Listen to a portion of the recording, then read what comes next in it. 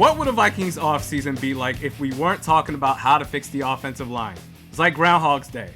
We come up with solutions every year only for the following season to play out exactly as it did the year prior in the trenches. Seems like we're forever stuck. And so here we are again trying to right the ship. And as a sidebar, I understand if your takeaway from the Super Bowl is, okay, we need the Eagles' offensive line. That's the blueprint right there. Well, newsflash, everybody in the league wants that. The Eagles had one of the best offensive lines I've ever seen. They literally eliminated every defensive line that they played. Dexter Lawrence, second team All-Pro.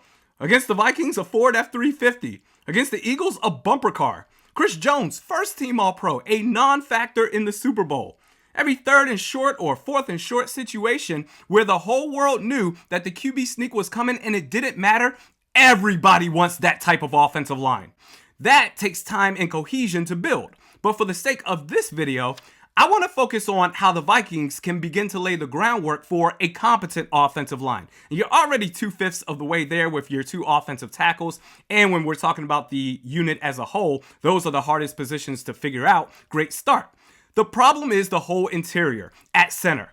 Garrett Bradbury had a solid season before he got hurt, but the previous 3 seasons played out of NC State, he was a disaster. And he's a free agent this offseason. It's best served that the Vikings let him walk. There's no need to even have a discussion or a meeting on the idea of a second contract for Garrett Bradbury. I've seen enough. It's time to move on.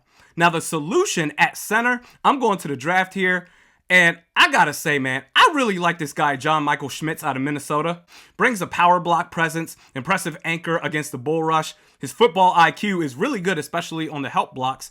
For any interior offensive line to work, you need leadership at the center position. And I think JMS could be that guy. Now, he's listed at 6'3", 306 pounds. And the thought was that maybe he could be a day 2 pick. But after turning apparently all the heads at the Senior Bowl, perhaps he could be drafted in the first round.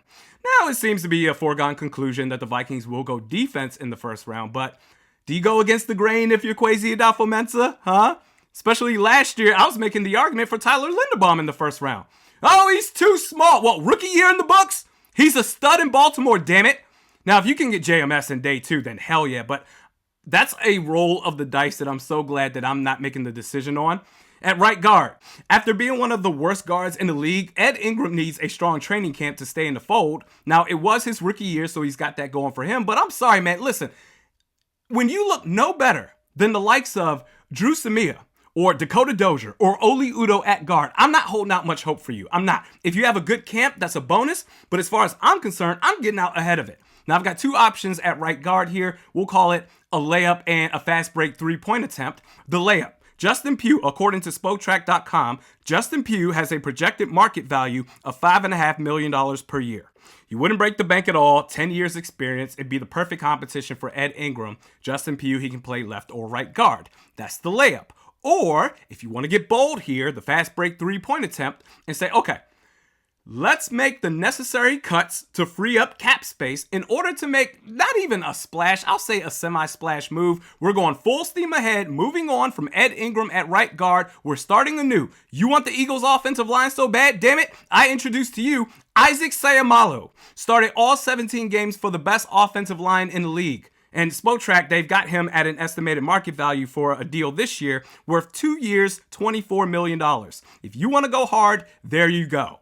And lastly, at left guard, Ezra Cleveland, I'm completely out on, but all things considered, with the 2 bigger issues in the interior, center, right guard, along with all the holes that still need to be addressed on defense, it is impossible to then say, oh yeah, we can upgrade at left guard as well. We can't. And if we're talking about a 1-year turnaround, if you can draft John Michael Schmitz and sign Isaac Seumalo, my God, with Ezra Cleveland at left guard, I'll quit while I'm ahead. Your thoughts in the comments section below. How did you think I do as far as trying to fix the offensive line in 2023? What are your thoughts? Give me some names that you're thinking about to add to this offensive line. We're back at it tomorrow. We'll see you then.